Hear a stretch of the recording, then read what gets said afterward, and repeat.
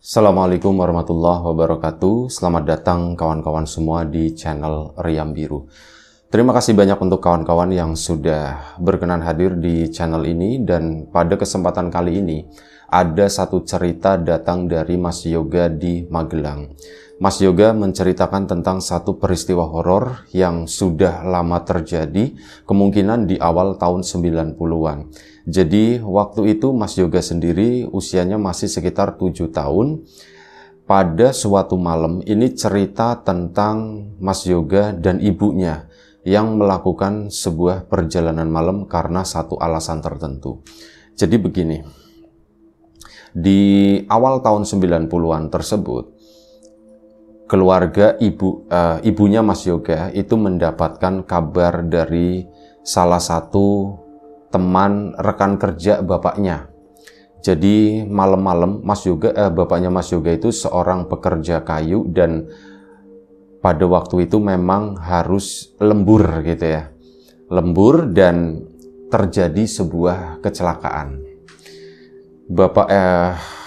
Kerabatnya si bapaknya Mas Yoga tadi, teman kerjanya maksudnya, itu datang ke sana ngasih kabar Mas Yoga sendiri itu udah tinggal sendirian ya, bapak, ibu, terus sama si Mas Yoga tadi. Cuman bertiga, belum punya adik.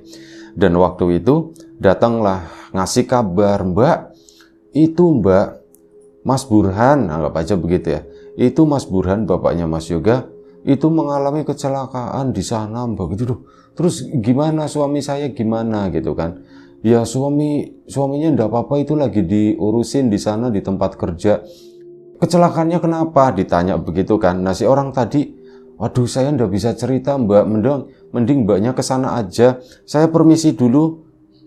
Itu si orang yang ngabarin tadi, itu langsung pulang begitu aja gitu kan. Lah, pikirnya si ibunya Mas Yoga ya pertama panik gitu ya. "Kenapa ya bapakmu, kenapa ya? Tapi kok itu orang Bu Yo gimana gitu, nganterin atau bagaimana ke sana?" Masa ya ibunya Mas Yoga perempuan, waktu itu udah sekitar jam 8 malam ya. Cuman sama anak doang dikabarin begitu doang gitu ya, nggak apa kayak inisiatif, "Ayo Mbak, kalau mau tak anterin atau bagaimana," gitu ya. Ini tuh enggak, sih bapak itu langsung udah nguclok aja pergi pulang. Ya wis kan. Akhirnya ibunya Mas Yoga pun siap-siap pakai mantel dan sebagainya. "Ayo ke tempat bapakmu kerja," gitu ya. Ya mungkin jaraknya dari rumah itu sekitar 1 kilometer lah. Nggak terlalu jauh tapi nggak terlalu dekat juga. Nekatlah malam-malam keluar Mas Yoga sama ibunya. Keluar ke sana jalan, nah ditanya kan sama tetangga, "Bu, mau kemana?" katanya. "Itu mau ke tempat kerja suami," gitu kan. "Loh, malam-malam begini Mbak?" "Iya," kata si ibunya Mas Yoga. Terus ya udah nggak ditawarin mau diantar atau bagaimana gitu kan. Ya wes, ibunya Mas Yoga cuman, "Mari Pak, Bu," gitu kan. "Oh iya, hati-hati ya di jalan." Jalan kakilah mereka berdua ke sana. Awal-awal jalan itu agak lumayan cukup cepat. Giliran mungkin udah sekitar 5 menit gitu ya, udah mulai capek. Mas Yoga juga udah mulai capek. "Bu, jalannya jangan cepet-cepet." "Oh iya." Akhirnya dilambatin lah, jalan itu jalan normal. Ibu sepanjang jalan itu cuma diem aja, nggak ngomong, cuman ngegandeng tangannya Mas Yoga. Mas Yoga juga di titik-titik tertentu merasa takut ya, karena yang dilewatin itu adalah tempat-tempat gelap, daerah-daerah masih hutan-hutan kampung lah gitu, masih kebun-kebun warga yang memang nggak ada penerangan apapun. Ibu bawa senter kecil, itu pun juga nyalanya itu nggak terlalu terang gitu, udah ngiyip, tapi lumayan itu bisa buat penerangan mereka berdua. Jalanlah menembus malam itu. Benar-benar perjalanan yang menurut Mas Yoga itu sangat menakutkan, karena pertama kalinya ini juga Mas Yoga jalan sama ibunya, dimana Mas Yoga tahu ibu itu pasti melindungi atau apa ya. Cuman kan ibu nggak sekuat bapak. Mungkin akan lebih tenang kalau misal Mas Yoga jalan malam begini tuh sama bapak daripada sama ibu gitu. Terus jalan ke sana, ibu diem aja, bener-bener diem, nggak ngomong apapun, cuman nanya sesekali, "Kamu capek ndak?" sedikit Bu, tapi enggak apa-apa, jalan. Akhirnya jalan lagi gitu kan. Nah, pada satu titik di situ tuh ada satu area di mana banyak ditumbuhi bambu petung ya. Bambu yang ukurannya tuh gede-gede banget. Nah, di area situ memang terkenalnya angker, dan ibu pun sempat memperlambat langkahnya. Mas Yoga juga awalnya itu Mas Yoga itu bukan area main, jadi dia itu nggak terlalu menguasai daerah tersebut. Ibu itu sempat memperlambat langkahnya gitu kan, sempat kesalip sama Mas Yoga yang jalan normal. Bu, kenapa Bu? Berhenti sebentar, kata ibu. Iya Bu, kenapa Ibu capek? Iya Ibu lumayan cukup capek, sebentar ya. Ibu pun berhenti di sana, ya hitungan detik nggak lama lah. Setelah itu, "Udah yuk jalan lagi," kata si ibu. Akhirnya jalan lagi, dan ibu pun akhirnya ngomong, "Yoga, nanti kalau di depan, kamu jangan nengok ke arah bambu ya," katanya begitu. "Jangan nengok ke arah kiri." "Iya Bu, sini kamu pindah sebelah kanan aja." Akhirnya mereka kan jalan memang di tengah-tengah jalan. Sebelumnya Mas Yoga posisinya sebelah kiri, dekat sama bambu yang ada di sebelah kiri. Ini disuruh pindah sama ibunya, "Kamu pindah ke kanan aja." Mohon maaf, Mas Yoga pun nurut, akhirnya pindah di sebelah kanan ibunya, melanjutkan perjalanan. Kali ini langkahnya tuh memang sengaja cepetan ya gitu, sama ibunya dibegituin agak cepet, langkah pun dipercepat ke sana, sep. Singkat cerita, mereka pun sudah dekat sama bambu petung tersebut.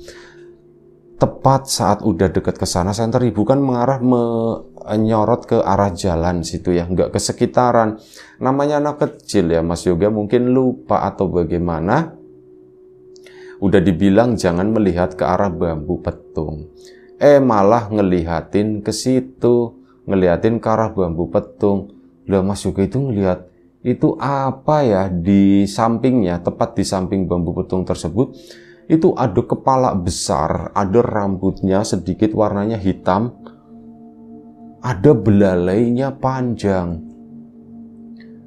Apa ya, kok kayak gajah? Mas Yoga sendiri belum pernah melihat gajah sekalipun, gajah versi beneran gitu ya, itu belum pernah ke kebun binatang atau ke habitatnya langsung di Sumatera sana yang sekarang rusak gitu. Belum pernah sekalipun. Cuman ngelihat di gambar atau di TV kayak gitu kan.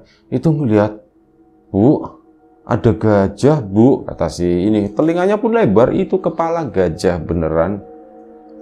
"Bu, ada gajah Bu." Dan gajah itu seolah-olah itu kayak kelihatannya kepala doang, kayak gajah yang lagi tiduran atau bagaimana mungkin ya. "Bu, ada gajah Bu." Diem, kata ibunya dibegituin. Tetap, "Udah yuk jalan terus. Nah, mereka pun melewati bambu tersebut. Mas Yoga penasaran, "Duh, gajah ya? Gajah gede banget segitu." Dan si sosok gajah tersebut itu berdiri. Gajah itu gede banget, kata si Mas Yoga. Mungkin setelah dia besar, dia tahu gitu ya. Kalau gajah Asia, Indonesia kayak gitu, termasuk India, itu kan ukurannya nggak terlalu besar ya. Nah, yang gede itu kan gajah Afrika. Nah, ini yang dilihat oleh Mas Yoga mungkin skalanya, mungkin anak kecil ngelihatnya lebih besar kali ya, tapi Mas Yoga yakini sekarang, itu yang dilihat sama si Mas Yoga adalah gajah Afrika. Gede banget. Gedenya itu sama kayak dua kali lipat lah dari gajah Asia ya. Itu dia berdiri tinggi banget gitu. "Bu, gajahnya gede banget." Si Mas Yoga ngomong seperti itu. Ya akhirnya ibunya kan, "Kamu sudah jalan." Ditarik jalannya ibu itu makin cepat. Sampai apa? Mas Yoga itu karena begini ngeliatin terus, takjub gitu ya waktu itu. Dia nggak mikir serem atau bagaimana, dan padahal di lingkungan tersebut itu kan udah nggak kena senter ibu. Tapi entah kenapa matanya Mas Yoga itu melihat itu dengan jelas gajah tersebut. Seolah-olah kayak ada lampu yang nggak terlihat lah, semacam itu. Ibu pun narik tangannya Mas Yoga ke sana. Setelah ditarik mungkin agak gandul gitu ya, karena Mas Yoganya itu ngeliatin ke arah gajah tersebut diangkat sama si ibu, digendong begini jalan. Mas Yoga kan digendong lihat ke belakang, gajah itu ngikutin dari belakang. Bu, gajahnya ngikutin, kata si ibunya. Ibunya kan makin cepet gitu kan, makin cepet, setengah lari seperti itu, dan akhirnya kecapean. Ya 7 tahun itu udah gede juga, ibu pun capek, ngos-ngosan si ibunya. Terus diturunin si Mas Yoganya tadi, udah yuk jalan. Bu, itu gajahnya masih ngikutin, Bu, kata si Mas Yoganya bilang begitu. Ibunya nengok ke belakang, ke sana, nggak ada apa-apa. Dan ibu pun akhirnya ngomong, tolong jangan ganggu kami, gitu ya, ngomong begitu. Tolong jangan ganggu kami cuma mau lewat. Saya mau nengokin suami saya yang kecelakaan, katanya begitu. Suami saya lagi kecelakaan kerja, ini anak saya juga nggak tahu apa-apa.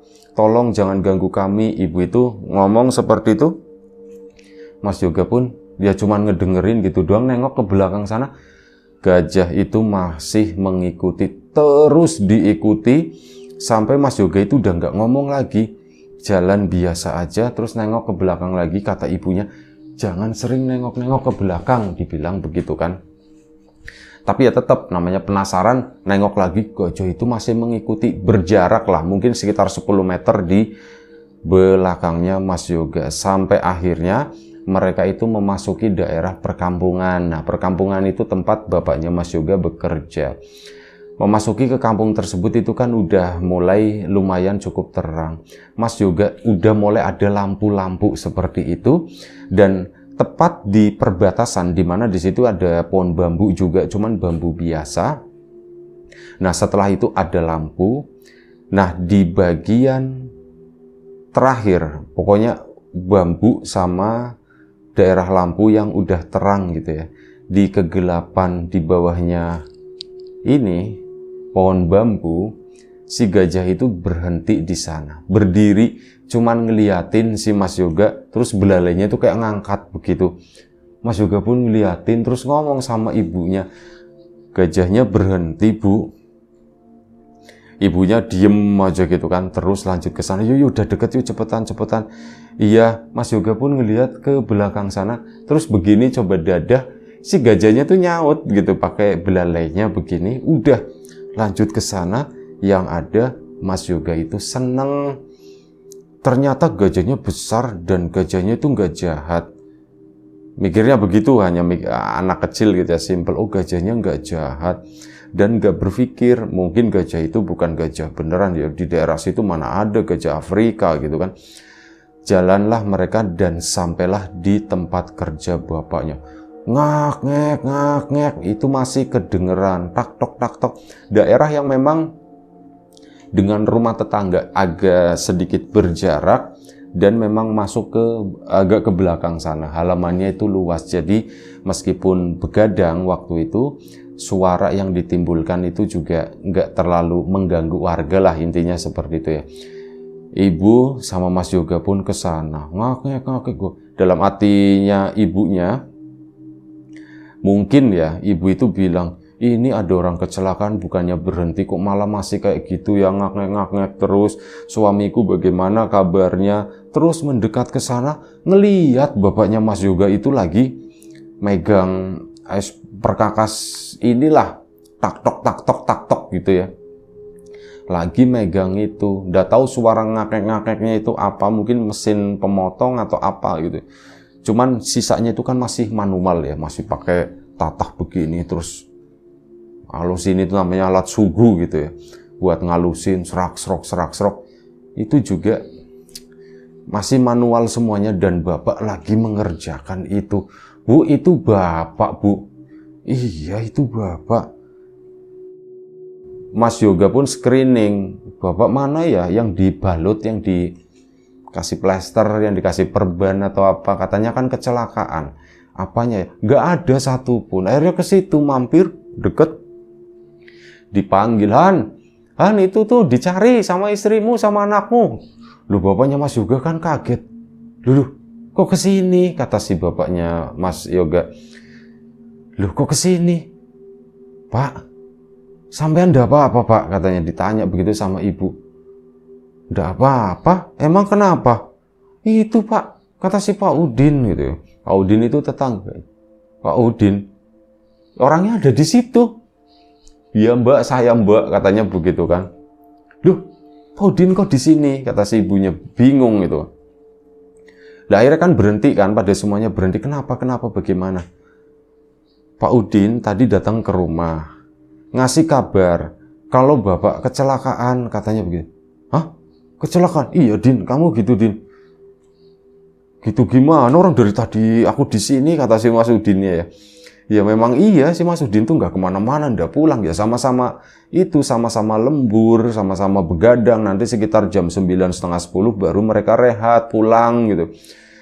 Ini seperti itu, ya bingung sih Pak Udin. Gue sumpah nggak, tapi beneran loh sampean, itu bukan saya, buat saya nggak tahu gitu kan. Dan ya dikasih tahu lah, intinya nyampein terus udah pergi begitu aja. Dan ya intinya melihat bapaknya Mas Burhan ternyata nggak kenapa-kenapa, ya wes akhirnya sudah, ibunya pun tenang. Dan akhirnya terus gimana, ya udah gini aja, kamu sama Burhan tuh tunggu dulu di sana, kata si bapaknya itu ya. Kamu tunggu dulu di sana, sebentar lagi juga selesai. Iya Pak, enggak apa-apa Pak, enggak usah buru-buru, kata si itu ya. Enggak usah buru-buru. Mas Burhan ngomong, Pak, aku tadi ngeliat gajah Pak, katanya. Weh, gajah di mana? Itu Pak, di mana ya Bu ya? Itu Pak yang di Bambu Petung, katanya begitu. Oh, udah enggak apa-apa, kata si ini ya. Udah enggak apa-apa. Tenang, aman, kata si bapak itu. Udah tenang, itu aman, enggak apa-apa. Udah kamu sana istirahat dulu di situ. Jadi ada kayak tempat buat istirahat di sana. Ini kalau misal tukang siang-siang buat makan atau apa, itu istirahatnya di situ. Nah, ibu sama Mas Yoga pun duduk di situ. Nggak terlalu jauh dari tempat bekerja, nggak terlalu jauh dari area jalanan juga. Ibu sama Mas Yoga pun ya akhirnya ngobrol-ngobrol, Bu. Itu gajahnya besar banget loh Bu. Kamu emang ngelihat? Iya Bu, aku ngelihat Bu. Orang gajahnya ngikutin kita, cuman ya nggak deket-deket. Dan kayaknya gajahnya itu nggak nakal Bu, gajahnya itu baik. Ibu pun diem aja gitu ya. Oh, dan lagi ngobrol-ngobrol apa yang Mas Yoga waktu itu juga udah nggak inget. Ini tiba-tiba di jalanan desa situ lewat itu yang gede itu, gajah Afrika itu, yang ya seukuran gajah Afrika lah, anggap aja begitu ya. Itu gede banget lewat di depan sana. Bu, itu gajahnya Bu, itu gajahnya. Ibunya Mas Yoga nggak ngelihat apapun. Dan akhirnya apa, Mas Yoga pun matanya ditutup begini. Udah nggak usah diliatin, katanya. Bu, enggak. Mas Yoga pun akhirnya apa, melek begini ngelihat si gajah tersebut. Dan si gajah itu kayak nengok ke arahnya Mas Yoga, terus ini belalainya diangkat, terus dia hanya lewat begitu aja. Mas Yoga mau ngejar kan, mau mendekat, tapi dipegangin sama si ibu. Jangan, enggak boleh. Bu, tapi aku mau ke sana. Enggak, kata si ibunya. Akhirnya udah ini, Mas Yoganya ditenangin, gajah pun udah berlalu. Itu apa sih ya Bu ya, gitu ya. Ya enggak tahu, ibu juga enggak tahu. Udah enggak usah dipikirin, sini kamu kalau ngantuk tidur aja sini. Iya Bu, akhirnya Mas Yoga pun tidur-tiduran miring begini. Singkat cerita, Mas Yoga pun tertidur. Ya baru sebentar, ternyata bapaknya udah selesai. Dengan rekan-rekannya yang lain, itu ada 6 orang, selesailah. Dan karena bapaknya Mas Yoga itu lagi ditunggu sama istri sama anaknya, akhirnya bapak pun duluan. Jalanlah duluan mereka bertiga. Yuk jalan yuk. Yoga, kamu gimana? Waktu itu Mas Yoga minta gendong bapaknya. Pak, aku gendong, tapi ibu melarang. Jangan. Bapak itu capek habis kerja. Udah, kamu bangun aja dulu yuk, jalan ke sana lagi gimana? Iya Bu, Mas Yoga pun nurut. Dan akhirnya sudah jalanlah si bapak sama ibu sama Mas Yoga menuju atau menyusuri jalan pulang sama persis seperti tadi. Mas Yoga nggak kerasa, jalan itu juga ngantuk-ngantuk, liar-liar gitu ya. Baru mungkin sekitar 5 menit berjalan, Mas Yoga itu bawaannya pengen nengok ke belakang. Saat nengok ke belakang, si gajah itu ngikutin lagi, ya ngomong sama bapaknya, "Pak, itu Pak, gajahnya di belakang, Pak, gajahnya di belakang." Yang tadinya ngantuk jadi mulai nggak ngantuk. Bapak pun nengok ke belakang sana, bapak ibu nggak melihat apapun, cuman Mas Yoga doang yang melihat. Diikuti terus dikawal, bapak pun tampak tenang, ibu juga tampak tenang, tapi ibu memang agak sedikit gelisah waktu itu. Yang senang banget itu Mas Yoga, berharap gajahnya itu mendekat atau bagaimana, tapi enggak, gajah tersebut itu kayak menjaga jarak segitu terus gitu ya, jalannya pun pelan, dan akhirnya mereka pun tiba di bambu petung tersebut. Begitu tiba di sana ngelewatin kan, Mas Yoga nengok lagi, si gajah itu pulang ke situ, ke bambu petung. Mas Yoga pun sama keluarga melanjutkan sampai rumah. Nah, begitu sampai rumah, udah ngantuknya itu bukan main, Mas Yoga pun akhirnya tertidur. Keesokan harinya baru dibahas. "Pak, itu semalam gajahnya siapa sih Pak? Aku mau lihat lagi yuk Pak, ke sana, mau lihat lagi ke sana." Akhirnya bapak pun menjelaskan gitu ya. Mungkin waktu itu dengan bahasa anak kecil. "Jadi begini Yoga, gajah itu tuh sebenarnya gajah setan," kata si bapak. "Ah, gajah setan Pak?" "Iya, yang bisa ngelihat itu cuman kamu, bapak sama ibu itu nggak melihat. Dan begitu semalam kamu bilang kamu ngelihat gajah, ya sudah bapak itu tenang," katanya begitu. "Udah tenang kenapa Pak? Gajah itu memang nggak jahat." "Iya, itu memang nggak jahat. Justru perjalanan kamu sama ibu semalam nyusulin bapak ke sana, itu tuh dikawal," katanya. "Dikawal itu apa?" "Dijagain," kata si bapak. "Itu dijagain sama gajah tersebut. Itu memang penunggu kampung sini, dan ya memang begitulah," kata si bapak. "Makanya cerita-cerita dulu dari zaman Mbah Buyutmu pun seperti itu. Jadi ada yang ngejagain. Kalau misalnya orang sini dengan niat baik atau apa, pasti akan dikawal kalau misal malam hari, kalau yang beruntung. Dan ya kamu yang beruntung lihat itu. Cuman kamu ndak usah bilang-bilang sama yang lain ya," gitu ya. "Kenapa Pak? Wis pokoknya jangan bilang-bilang. Udah itu buat kamu, buat bapak, buat ibu aja gitu. Jangan cerita-ceritain. Malu lah," katanya begitu kan. Akhirnya sudah Mas Yoga pun berkomitmen. Nah, yang jadi masalah itu adalah mengenai Pak Udin yang malam-malam itu ngetok, ngasih kabar. Ya menurut bapak itu ndak tahu persis itu alasannya kenapa. Tapi kayaknya itu bukan Udin. Kalau Udin itu ndak mungkin.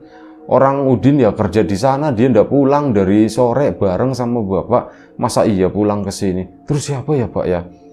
"Ya ndak tahu. Setan kali ya Bu ya," kata si bapak itu begitu. Dan akhirnya mereka pun sepakat kalau yang ngetok malam-malam itu ngabarin, ngasih tahu kalau bapak kecelakaan itu ya cuman kayak semacam ya bangsa-bangsa jadi-jadian yang iseng-iseng atau bagaimana. Mungkin seperti itu gitu ya. Dan akhirnya ya sudah, malam itu pengalaman itu menjadi salah satu pengalaman berharga buat Mas Yoga terutama. Karena apa? Ratusan kali Mas Yoga lewat tempat tersebut, atau mungkin sampai sekarang itu udah ribuan kali ya. Mas Yoga ndak pernah melihat, ndak pernah ketemu lagi dengan sosok gajah tersebut. Cuman malam itu doang. Dan kondisi sekarang bambu petung itu juga udah ndak ada, udah bersih. Mas Yoga ndak ingat kapan itu dibongkarnya, kapan itu ditebangnya. Tapi yang jelas malam itu adalah satu-satunya momen di mana Mas Yoga bisa melihat si Mbah Gajah tersebut gitu ya. Dan ya makin besar Mas Yoga pun cerita sama warga gitu ya. Ya ada yang percaya, tapi ada yang bilang, ini mah ngarang-ngarang. Soalnya apa? Banyak orang yang bercerita, mengaku katanya juga melihat sosok gajah tersebut. Katanya soalnya apa? Ada embel-embel yang melihat gajah itu adalah orang yang beruntung. Akhirnya orang berlomba-lomba soal biar dianggap gimana gitu ya.